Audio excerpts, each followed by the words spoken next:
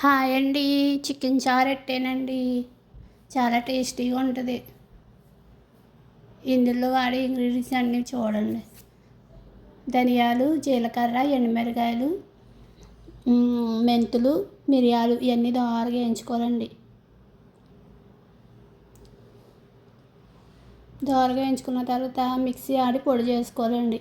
తర్వాత గిన్నె పెట్టి కరివేపాకు, ఎల్లుల్లిపాయలు వేసి అవి వేయించాలండి. తర్వాత చికెన్ పసుపు వేసి ఉడికించాలండి. చికెను టమాటా ఎల్లుల్లిపాయ పేస్ట్ ఆడుకోవాలండి.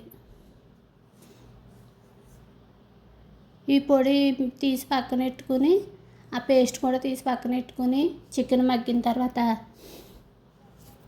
టమాటా ఎల్లుల్లిపాయ పేస్టు, మనం ముందు ఆడిపెట్టుకున్న మసాలా, రసం మసాలా, చింతపండు పులుసు,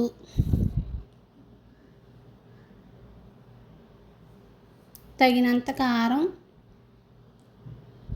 ఉప్పు ఇవన్నీ వేసుకుని ఇంకా కొంచెం వాటర్ వేసుకుని బాగా మరగనివ్వాలండి.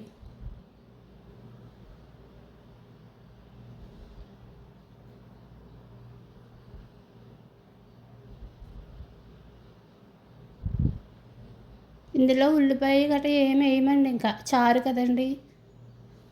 కానండి చాలా బాగుందండి.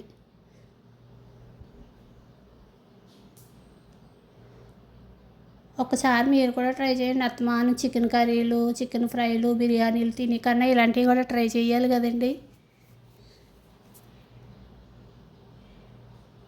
థ్యాంక్ యూ అండి.